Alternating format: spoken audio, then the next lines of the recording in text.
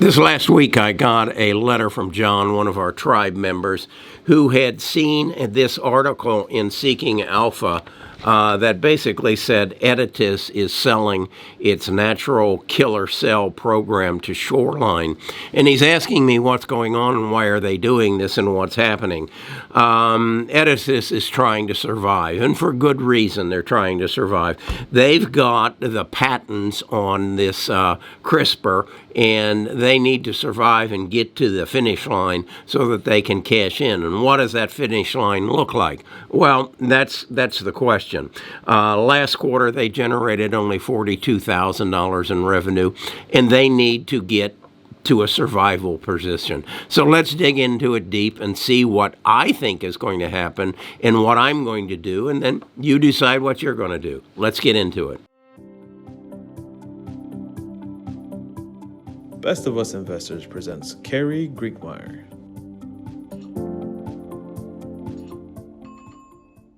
Okay, currently Editas has a market cap of about $644 million.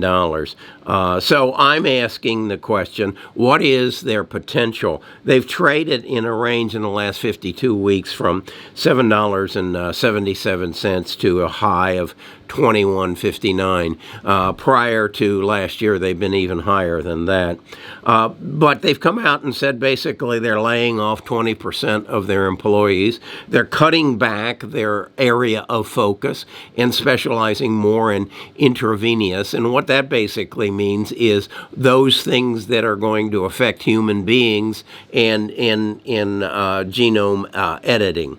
They're not going to be involved in agriculture. They're not going to be involved in some of the other areas that, such as livestock and farming. So they're bringing back their focus. They currently have a cash position of about $478 million, which at their current burn rate will take them to through to 2025. In other words, they're trying to get to the finish line.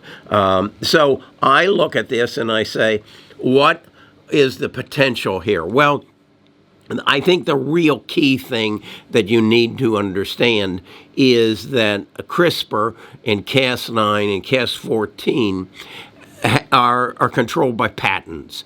And that is to say that Editas, through the board, which is a collaboration of Harvard, it fought for the last 10 years for the patent rights in the United States for CRISPR. And they won, I believe it was on March 22nd of 2022. So they are sitting with the patent.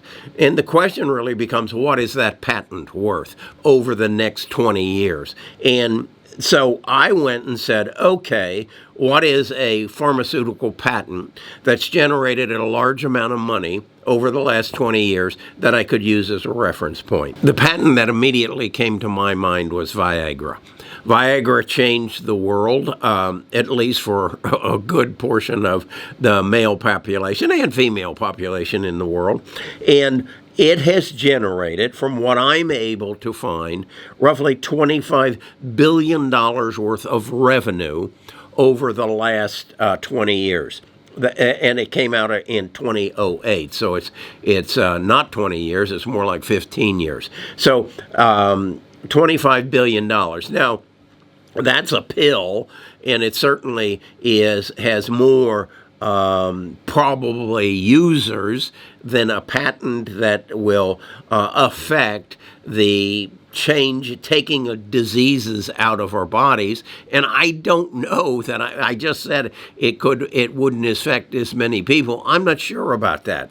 If all of a sudden we knew that we could put a needle in our arm and we could take cancer and heart disease and Parkinson's and Alzheimer's out of our bodies and then do it in our egg and sperm and take it out of our bloodline, is that Is that a bigger market than Viagra? Maybe it is. And then also, if you can use it in cattle and pork and in animals, if you can use it in crops to make them more susceptible or more resilient to drought and things of that nature, is that a bigger market than Viagra? I suspect it is.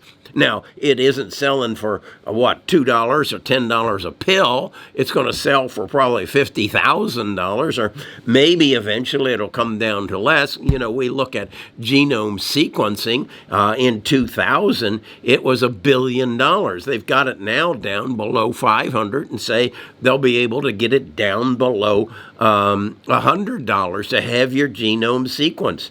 That's kind of what 23andMe and these other companies are doing. So I don't know. So let's answer the question. Should you invest $1,000 in Editas right now? They own the patent.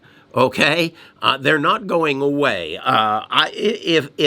If I understand this correctly, and this patent is worth what, at least, if not more, than what the Viagra patent was worth. Well, if you take their current market cap of $478 million and say they're going to generate $25 billion in revenues, which would be equal to that of Viagra. And I know this is a stretch, but we got to look at something.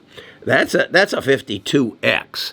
So that would take their $9.33 price today and jack it up to $489. So your $1,000 would turn into $52,000. Is that a good return on money?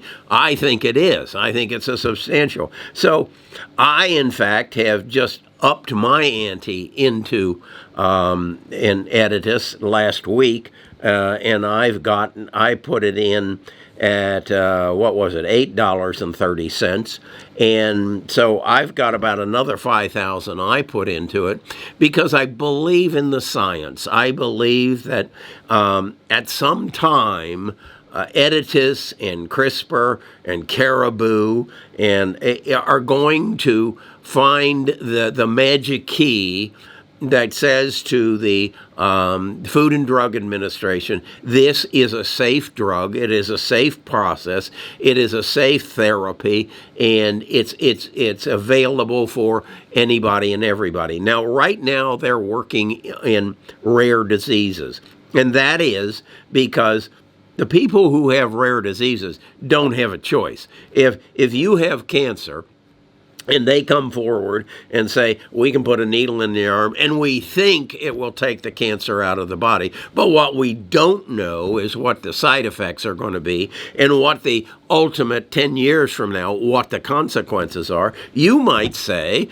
well, I'm just going to stay with chemotherapy or some other therapy that I kind of know what's going to happen. Well, in rare diseases, they don't have that choice. It's do something or do nothing. And so that is why there's a lot of work in the sickle cell anemia, in some liver diseases. They want to go to people who don't have a choice. It's life or death.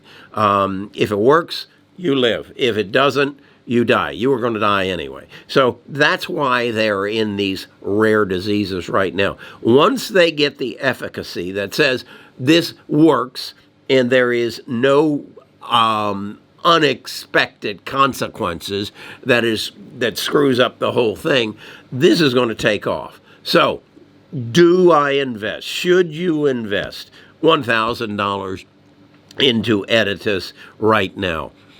That's up to you. That's not up to me. I told you what I did. I bought it at, I believe, $8.30. I put a little over $5,000 into it, and I think I have 5 times 52. I think I have a $250,000 investment here potentially because they own the patents. So what does that mean? Okay, so now you've got Beam and you've got Caribou and you've got CRISPR. Yeah, there's a European company called CRISPR.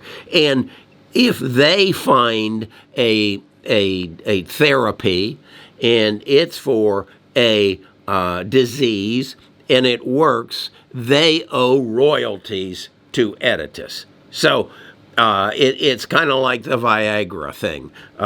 Yeah, we'll license you to use our chemicals or our mixture for Viagra, and you can sell it in your place. So I believe this is a no-brainer. At least it is for me.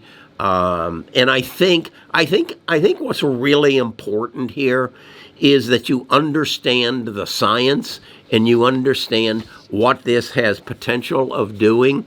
And the only way you're going to do that is read this book, read what genome sequencing is all about and genome editing, and then come to the conclusion, is this going to be sped up?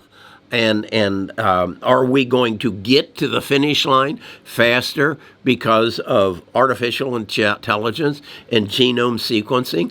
I think yes. So even at 78 years old, I believe I will live to see this happen, and I will live to see my Editas, my Beam, my Caribou grow in price, as well as Pacific Biosciences and Illumina, who are the genome sequencing company. So that's why I'm committed to it.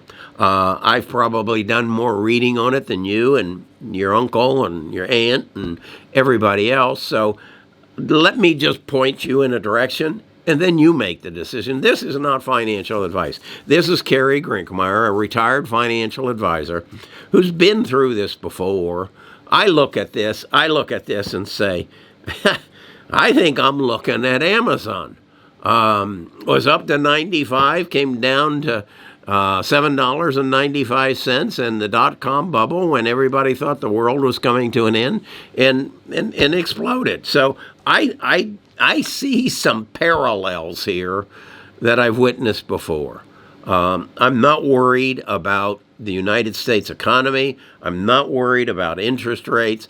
I know what caused that. It's the $9 trillion of funny money that we've created. And then it's the broken supply chain because of the stupidity of depending on a foreign adversary for everything we need. I mean, come on. An imbecile could have figured this out. Someone asked me the other day, then why did our country become so dependent on China? Because of you. Yeah, you. Because you wanted your flat screen TV for less than $2,000. Because you wanted your running shoes for less than $300. So you told because you're the consumer, that you told the manufacturers, get it cheaper. Go to China and have it made. It's your fault. Come on. You've got to know that. So you have to suffer the consequences. And once the consequences are gone, then just invest in the next revolutionary technology. And it's genome sequencing, genome editing. It's artificial intelligence. It's right there. Just open your eyes and look at it. Come back tomorrow. We'll talk more about this because I just think it is so damn simple. You just got to have the courage to get through the crap. And it's going to get worse. But those are buying opportunities. Who has the money? Who has the knowledge? Who has the experience? Who has the data? Figure it out. Talk to you again tomorrow.